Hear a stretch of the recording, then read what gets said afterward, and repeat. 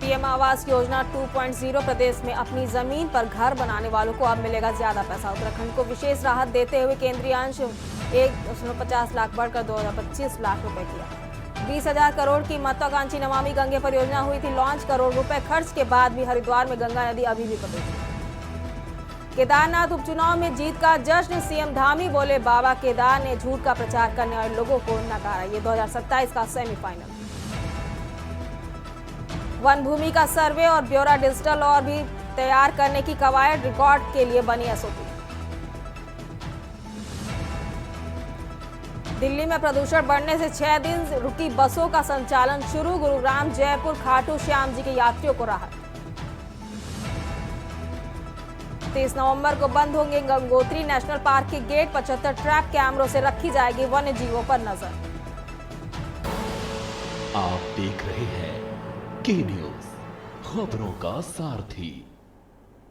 नमस्कार, आप देख रहे हैं के न्यूज इंडिया खबर उत्तराखंड में। मैं दीपिका वर्मा आपके साथ और खबरों बुलेटिन की शुरुआत करें कुछ अहम और बड़ी खबरों के साथ। और इस वक्त की अहम खबर हम आपको बता रहे हैं नैनीताल से, जहां केदारनाथ उपचुनाव में मिली बीजेपी प्रत्याशी आशा नौटियाल की जीत की खुशी में नैनीताल में भाजपा कार्यकर्ताओं में जश्न का माहौल है।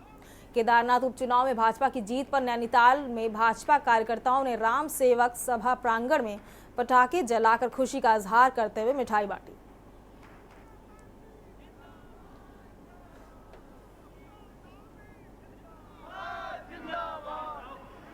लगातार भारतीय जनता पार्टी हर चुनाव में जीत दर्ज कर रही है, क्योंकि अभी जो उपचुनाव हुए हैं उसमें भी भारतीय जनता पार्टी ने उत्तर प्रदेश हो गया, उत्तरांचल की केदारनाथ की सीट पे हमने विजय प्राप्त की है।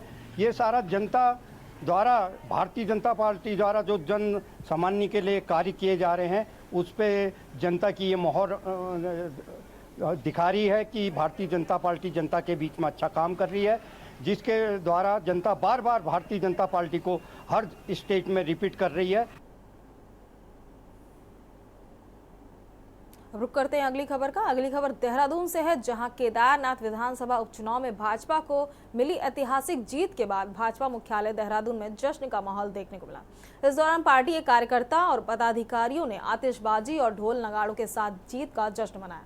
इस दौरान कैबिनेट मंत्री डॉक्टर प्रेमचंद अग्रवाल और पूर्व मुख्यमंत्री डॉक्टर रमेश पोखरियाल निशंक भी इस कार्यक्रम में पहुंचे। इस दौरान उन्होंने के न्यूज से खास बातचीत की है। केदारनाथ विधानसभा उपचुनाव में भाजपा को मिली जीत के बाद भाजपा मुख्यालय में जश्न का माहौल है। कैबिनेट मंत्री प्रेमचंद अग्रवाल इस वक्त हमारे साथ मौजूद हैं।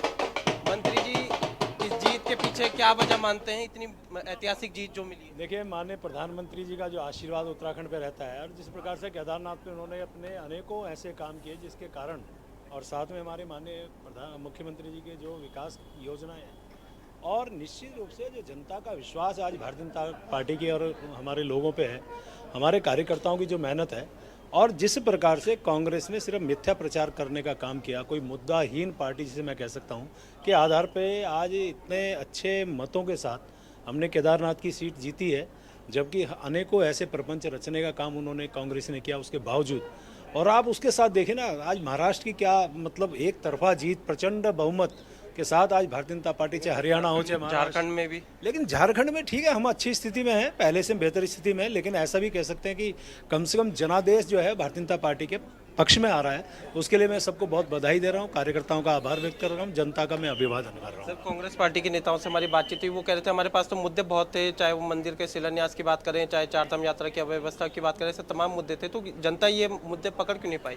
यदि मुद्दे उनके पास थे, जनता को स्वीकार करना चाहिए था। यदि जनता ने उनको हराया है का मतलब उनकी मुद्दों को नकारा है, भारतीय जनता पार्टी के मुद्दों को स्वीकारा है, हमारे काम को स्वीकारा है, तो आज मैं यही तो कह सकता हूं कि भारतीय जनता पार्टी के प्रति लोगों का आकर्षण बढ़ा है। एक अपेक्षाएं जो भारतीय जनता पार्टी से जो हम पूरी कर रहे हैं, उसके आधार पर भारतीय जनता पार्टी पे भरोसा जनता का बढ़ा है, तो उसके लिए मैं अपनी जनता का बहुत धन्यवाद कर रहा हूँ। क्या इस जीत का असर निकाय चुनाव 2027 के विधानसभा के इलेक्शन में पड़ेगा? देखिए, हम लोग कोई भी चुनाव से बहुत गंभीरता से लेते हैं, निकाय चुनाव या त्रिस्तरीय चुनाव, 2027 की बात करें, कुल मिला के मैं एक ही बात कह सकता हूँ, भारतीय जनता पार्टी उत्तराखंड में आगे की तरफ ही बढ़ रही है और आगे बढ़ती रहेगी। बताइए, आपको कहते कैबिनेट मंत्री प्रेमचंद अग्रवाल जो कि ये दावा कर रहे थे कि जिस तरीके से भाजपा ने विकास किया है उसकी उसी का ये नतीजा है कि केदारनाथ की जनता ने इतना बड़ा मैंडेट दिया है।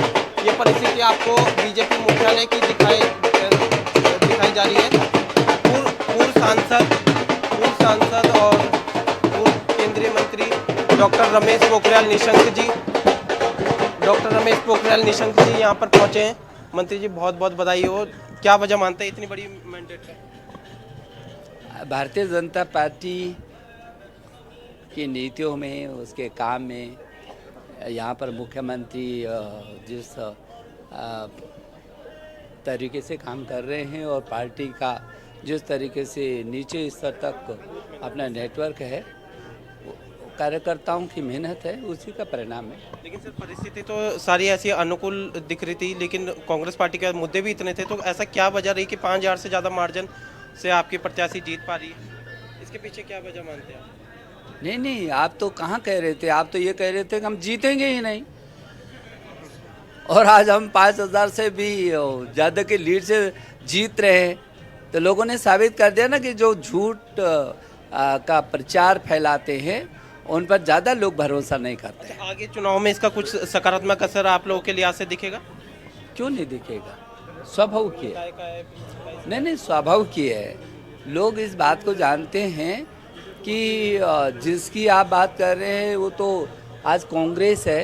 कांग्रेस तो अब पूरे देश से ही साफ हो रही है। झारखंड में जो परिस्थिति हुई, तो झारखंड में उनकी सरकार थी, अब वो सरकार आ गई उनकी तो बहुत बड़ी बात नहीं, लेकिन महाराष्ट्र में देखो एक तरफा हो गया, साफ हो गए। हम झारखंड में भी हमारा प्रतिशत कहीं घटा नहीं है। तो मुझे लगता है कि भारतीय जनता पार्टी के प्रति पूरी निष्ठा है लोग।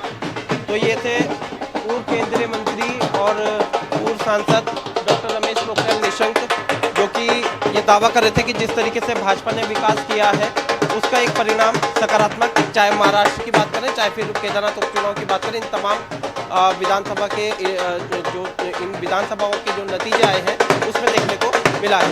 अपने सहयोगी लईक अहमद के साथ मैं अंकित काला, के न्यूज़ इंडिया, देहरादून। खबर गदरपुर से है, जहां नशे के खिलाफ अभियान के तहत दिनेशपुर पुलिस को कामयाबी मिली। लगभग 18 ग्राम स्मैक के साथ युवक को गिरफ्तार किया। वरिष्ठ पुलिस अधीक्षक उधम सिंह द्वारा नशे का कारोबार करने वाले एक विरुद्ध कार्रवाई करने हेतु निर्देशित किया गया था।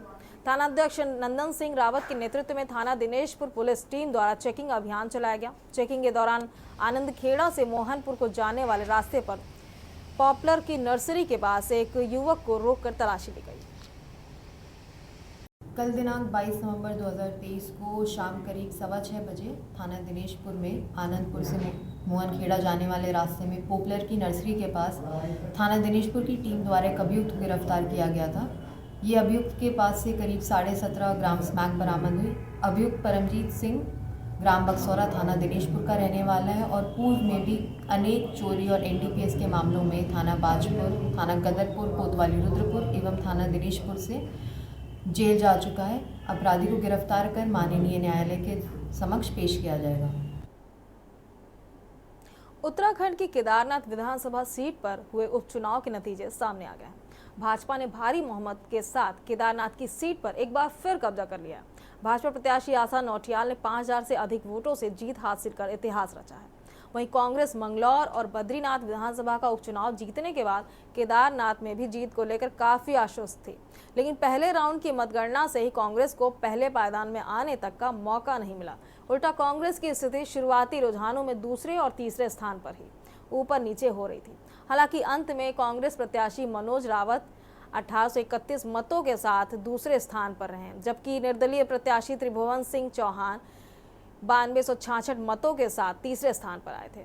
कांग्रेस का कहना है कि वह इस हार का आकलन करेगी। कांग्रेस का तर्क है कि सारी परिस्थितियां और मुद्दे कांग्रेस के पक्ष में थे, बावजूद इसके कांग्रेस को हार का सामना करना पड़ा। बता दें कि आगामी निकाय और 2027 में होने वाले विधानसभा चुनाव से पहले केदारनाथ का उपचुनाव कई मायनों में खास था। भाजपा का दावा है कि इस उपचुनाव की जीत का असर आगामी चुनाव में भाजपा के लिए सकारात्मक रहेगा। सवाल यह है कि आखिर तमाम मुद्दों के बावजूद कांग्रेस को हार का सामना क्यों करना पड़ा? आखिर इस हार से कांग्रेस क्या सबक लेगी? आज इन्हीं सब मुद्दों पर करेंगे विस्तार से चर्चा। पहले ये रिपोर्ट देखिए।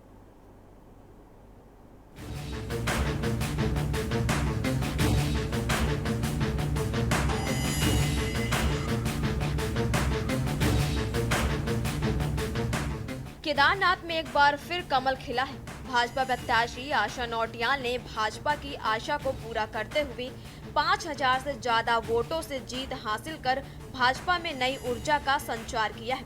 बद्रीनाथ और मंगलौर उपचुनाव में हार का सामना करने के बाद भाजपा की धड़कनें भी बढ़ी हुई थी।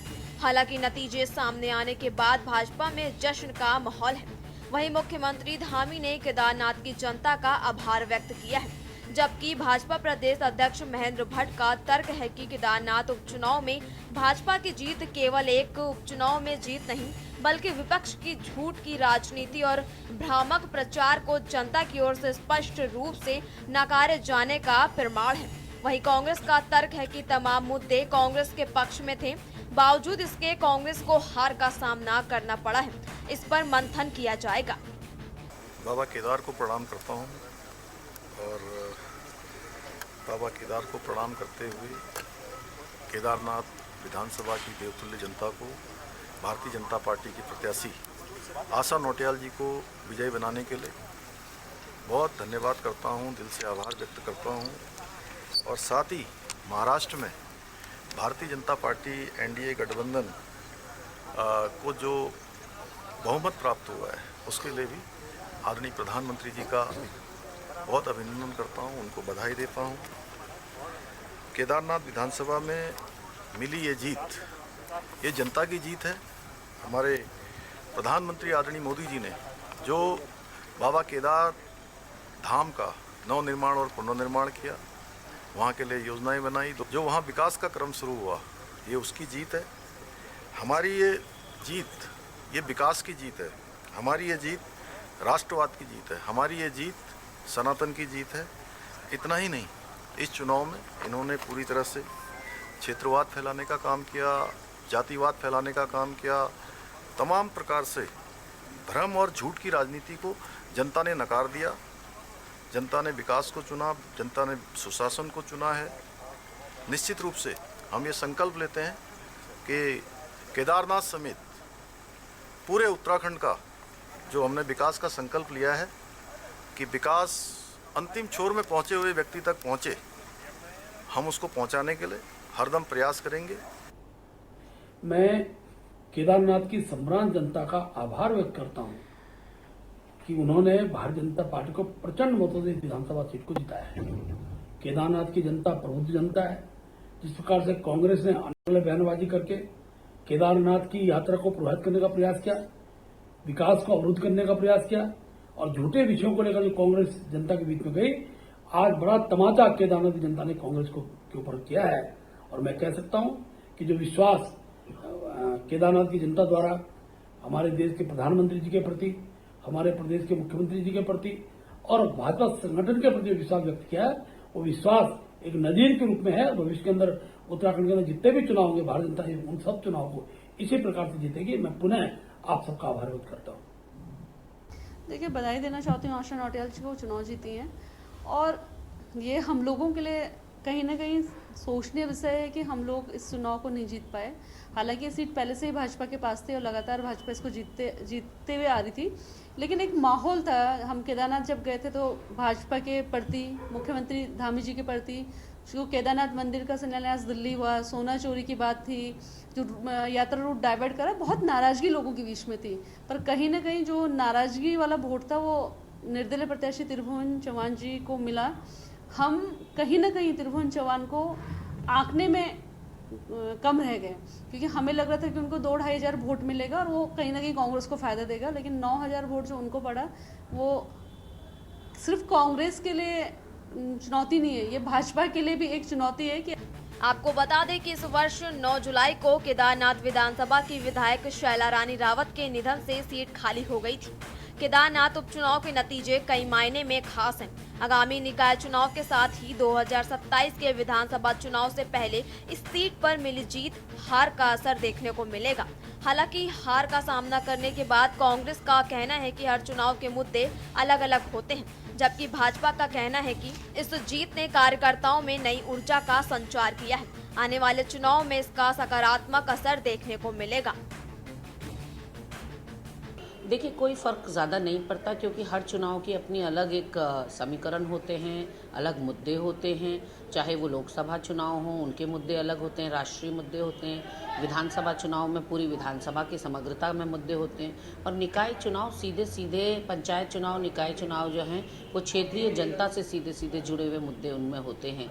तो ऐसे में मुझे नहीं लगता कि केदारनाथ के नतीजों का कोई भी असर निकाय चुनाव पर पड़ेगा और निकाय चुनाव का इतना पीछे खिसकना और इतने देर बाद होना इस बात की वानगी है कि भारतीय जनता पार्टी अंदर से डरी हुई और हिली हुई है। निश्चित रूप से इससे जो कांग्रेस लोकसभा चुनाव से लेकर के विधानसभा उपचुनाव में दुष्प्रचार करती रही, उनको मुंह की खानी पड़ी है और इससे निश्चित रूप से कांग्रेस में हताशा होगी और भारतीय जनता पार्टी के जो प्रति सहानुभूति रखते हैं, भारतीय जनता पार्टी का जो समर्थन करते हैं, ऐसे लोगों को नई ऊर्जा मिलेगी और सत्य के साथ में जनता खड़ी है तो निश्चित रूप से इससे बहुत बड़ी ऊर्जा का संचार पूरे उत्तराखंड में होगा। जी देखिए, केदारनाथ के जो उपचुनाव थे तो जनता ने भाजपा को पुनः जो अभी बहुमत दिया तो निश्चित तौर पे इसमें ये दिखता है कि पहाड़ के जो मुद्दे हैं, जनता के मुद्दों को लेके उत्तराखंड क्रांति दल भी बीच जनता के बीच में थी। हमने मूल निवास और भू कानून के जो हमारे मुद्दे हैं और पहाड़ के जो मूलभूत मुद्दे जिनसे जनता कहीं ना कहीं अभी भी 24 सालों के पश्चात महरूम है, उनको लेके हम जनता के बीच गए थे। तो हो सकता है जनता तक हम अपनी बात पहुंचाने में असमर्थ रहे हों या अपनी बात को ठीक से हम समझा ना पाए हों, इसलिए जनता ने जो है हम पर उतना प्यार नहीं दिखाया जितना अन्य राष्ट्रीय पार्टियों के को प्यार दिया। तो कुल मिलाकर केदारनाथ उपचुनाव के नतीजे कई मायने में खास हैं। एक ओर जहां केदारनाथ की जनता ने भाजपा के भरोसे को जारी रखा है, तो वहीं दूसरी ओर प्रधानमंत्री नरेंद्र मोदी के भरोसे और केदारनाथ में चल रहे पुनर्निर्माण के कार्यों पर भी मुहर लगाई है। हालांकि कांग्रेस के लिहाज से यह नतीजे निराशाजनक जरूर रहे हैं। ऐसे में देखना होगा कि कांग्रेस इस हार क्या सबक लेती है। Uttarakhand desk report.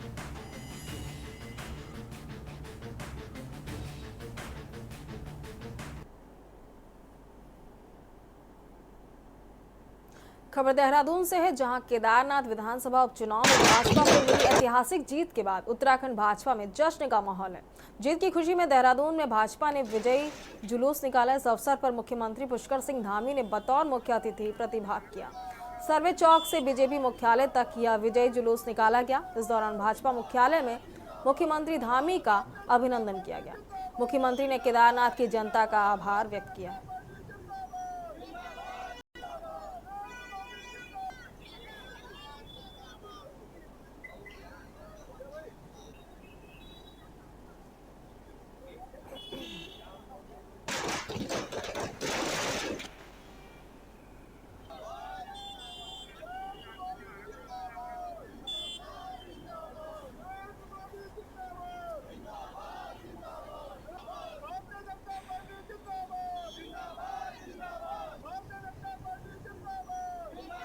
नरेंद्र मोदी जी के नेतृत्व का करिश्मा है।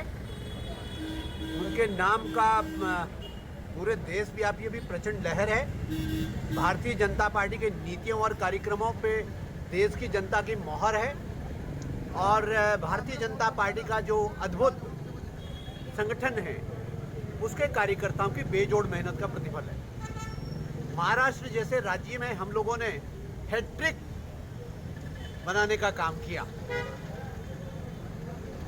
देश के इतने बड़े प्रांत में और इतना ही नहीं, हमारी बेस्ट एवर परफॉर्मेंस निकल करके आई। हमेशा से बेहतर हमने इस बार परफॉर्म किया, ये असाधारण बात है। और हम लोगों ने झारखंड में भी अच्छा परफॉर्म किया, झारखंड में भी अच्छे कार्यकर्ताओं ने हमारे मेहनत की। अब रुक करते हैं अगली खबर का। अगली खबर देहरादून से है, जहां एस्ले होल पर महानगर कांग्रेस के बैनर तले कांग्रेस कार्यकर्ताओं ने अमेरिका में उद्योगपति अडानी पर भ्रष्टाचार के आरोप लगने पर अडानी और प्रधानमंत्री मोदी के खिलाफ प्रदर्शन कर पुतला फूका। कांग्रेसियों ने जांच एजेंसियों से मामले में निष्पक्ष जांच की मांग करने के साथ कार्रवाई करने की बात कही। कांग्रेस महानगर अध्यक्ष जसविंदर सिंह गोगी ने कहा कि अमेरिका की जांच एजेंसियां बहुत मजबूत हैं। उन्होंने इस मामले की निष्पक्ष जांच कर भ्रष्टाचार को उजागर किया है। उन्होंने कहा कि अडानी ने धन का दुरुपयोग कर बड़ा अपराध किया है।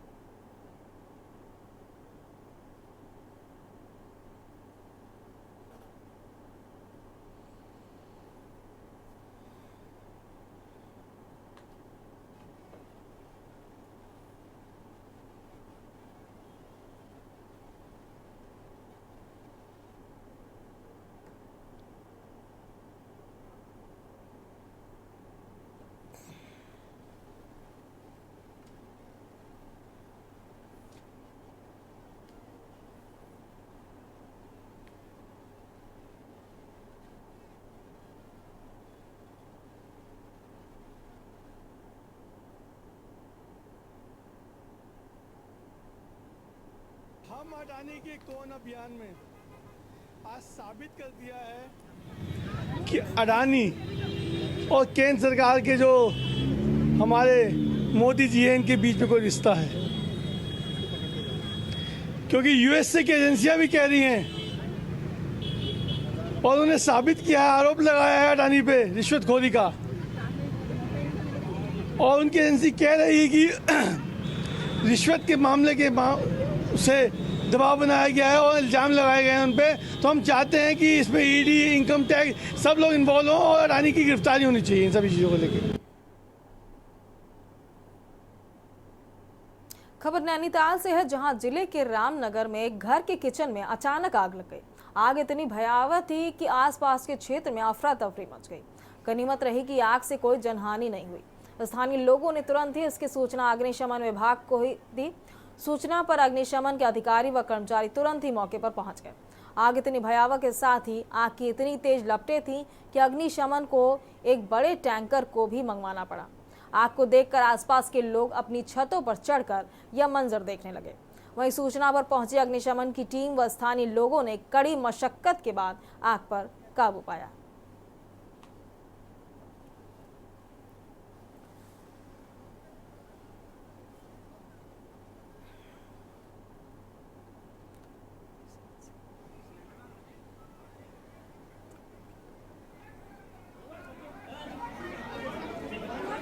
ये आग जो है उनके किचन में लगी हुई है। मौके पर आकर बच्चों ने बताया कि यहाँ पर आग लगी हुई है, तो पहले हमने फायर टेंडर जो छोटा वाला है वो भेजा था, नहीं तो फिर बड़ा वाला टेंडर आया। आग जो है इस समय आग बुझा ली गई है और मौके पर जो है लगता है कि शॉर्ट सर्किट से ही आग लगी हुई है और उसको बाद में फिर देखा जाएगा गहनता से। कोई नुकसान वगैरह आप जो हुआ उसका आकलन किया गया। नुकसान तो खैर होगा ही, ऐसा तो नहीं है कि नुकसान नहीं हुआ है। फ्रिज जल चुका है, कुछ सामान और है, रसोई का कुछ सामान और जला हुआ है, तो बाद में जो है इसका फिर पूर्ण विवरण फायर रिपोर्ट में दिया जाएगा।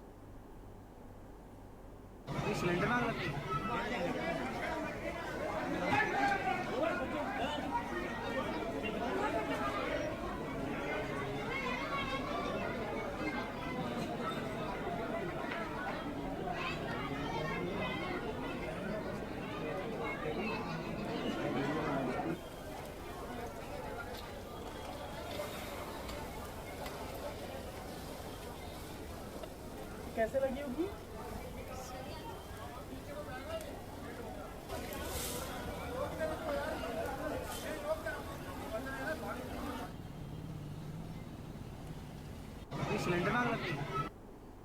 उत्तराखंड के बुलेटिन में फिलहाल इतना ही। देखते रहिए के न्यूज़ इंडिया। नमस्कार।